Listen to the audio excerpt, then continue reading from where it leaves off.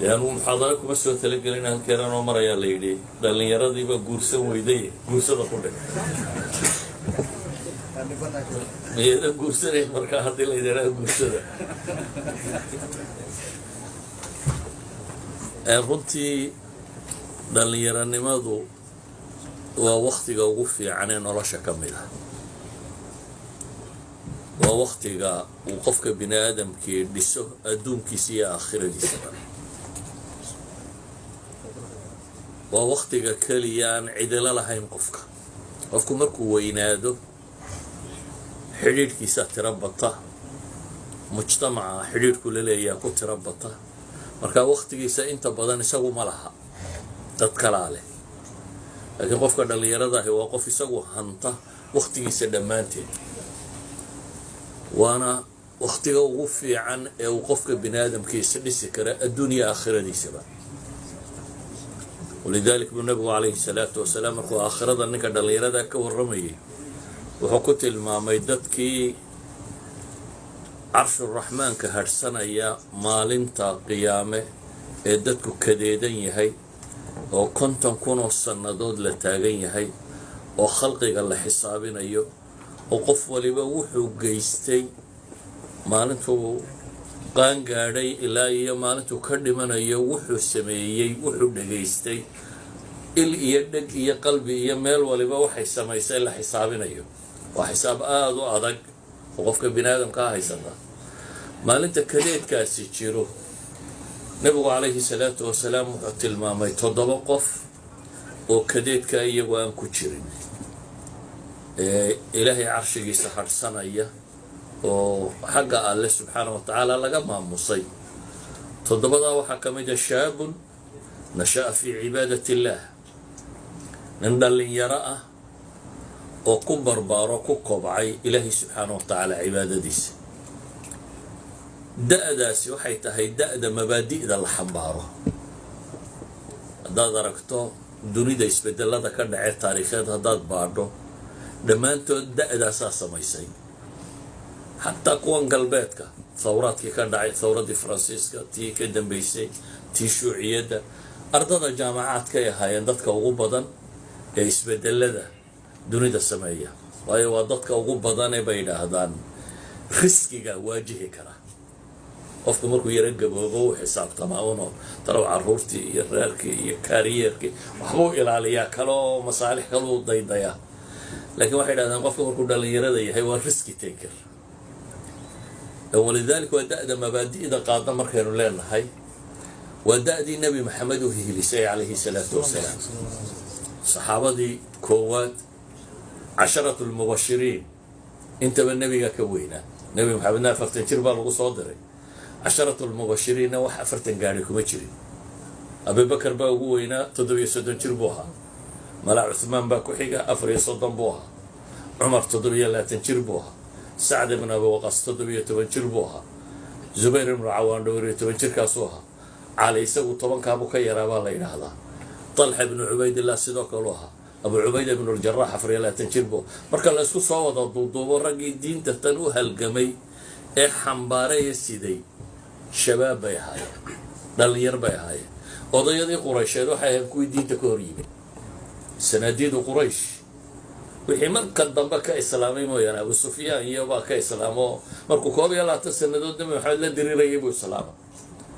Abu Jahl iyo Mughira ibn Shu'ba kuwaasina waa ku dhinteen ba Mughira ibn Shu'ba ma aha saxaabiga Al-Walid ibn Mughira waa ku dhinteen sanadiidu quraysh Ubay ibn al-Khalf waxay ku dhinteen gaalnimadii iyagoo diinta hortaagan waxaan markaa uga dan leeyahay kow dhalinyaradu horta waa inay diintooda u fakaraan waa shayga koowaad aakhiradooda inay ka fakaraan iyo waxay la kulmi doonaan nolosha adduun markay tahay iyo nolosha aakhiraba waxyaabaha ka mid ah guurka ka mid ah waayo nabigu calayhi salaatu wasalaam wuxuu ku tilmaamay qofku hadduu guursado nisfu diinihii inuu u dhammaystiranta falyattaqi illaaha fi nisfi al-aakhir buu nabigu ilaahay uga cabso nuska soo hadhay dadku inta badan dee waa afka iyo farjiga waxa inta badan rabshadu ka raacda waxa la cuno iyo galmo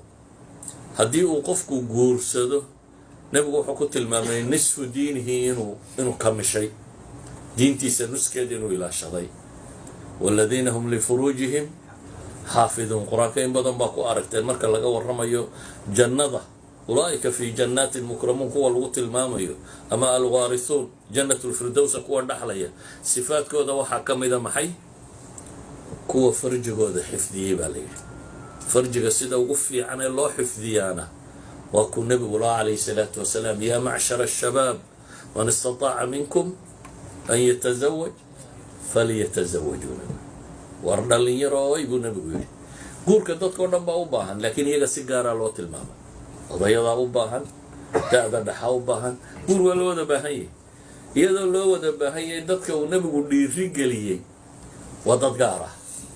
lama odhanin yaa ayuha shuyuukh man istataaca minkum azawaaj falyataزawaj lama odhan laakiin waxaa la yidhi iyadoo lala hadlayo macaashir ashabaab dhallinyaroy man istataaca minkum albaa'a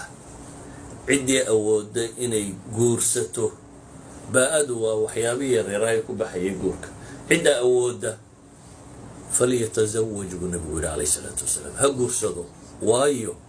fa innahu axsanu lilfarj waqadu lilbasar nebigu wuxuu ku sheegay ishaaduna inay dhowrsoomayso farjigaaguna inuu dhowrsoomayo waxaa la yidhahdaa qofku guurka wuxuu ka helaa sakan deganaanshiiyo saa daraaddeed baa ilaahay qur-aanka wuxuu ku tili wamin aayaatihi inta ilaahay aayaad suuraddaasi wamin aayaatihi baa ku badan ilaahay wuxuu ka warramayaa aayaadka waaweyn ee ilaahay ku tusinaya subxaana wa tacaala aayaadkaa waaweyn waxaa ka mida baa ilaahay yidhi an khalaqa lakum min anfusikum aswaajan litaskunuu ilayha in ilaahay subxaana wa tacaala idiin abuuray lamaane idinka dhigay maxaa la ydinka dhigay litaskunuu ilayha baa ilahay yidhi sakanka markaasuu qofku dareemaa waa markuu xasilo sakanku waa min asukuun buu ka yimi waa ina xasishaan daraaddeed buu nebigu ayuu qur-aanku tilmaamaya idan guurku wuxuu u baahan yahay in la dhiirigeliyo oo qofka muslimka ahi maadaama la yidhi diintiisa ku dhammaystirmaysa oo farjigiisa ku xifdimaya oo naftiisa sukuun iyo xasilooni dareemaysa wax uu qaalisana qof bini aadamay uu helaana waa ubad adduunka marka la joogo waxa dhex yaalla almaalu walbanuuna ziinatu lxayaati addunya zuyina linnaasi xubu shahawaati min annisaai walbaniin waxa ziinada adduunka taallana waxa u qiimo badan waa qofka bini aadamka ah dee meesha qof bini aadama ilaahay uu kaa siiyaana waa inaad guursato maxaa guurka hortaagan malaa taasaa ka macaan inaynu wax ka tilmaamno maxaa dhalinyaradu u guursan weyda wadanadan aynu joogno cultureka ka jira dhibaatooyinka uu dhalay oo ah dhibaatooyinka xadaaradu ay samaysay ayaa ka mid ah inuu guurku yaraado sababo badan daraaddood kow sabab dhaqaale waxbaa ka jira oo waxay yidhaahdaan markay taariikhda yurub ka warramayaan waqtigii wax la dhali jiray yurub ay badan jirtay ragga waxa la siin jiray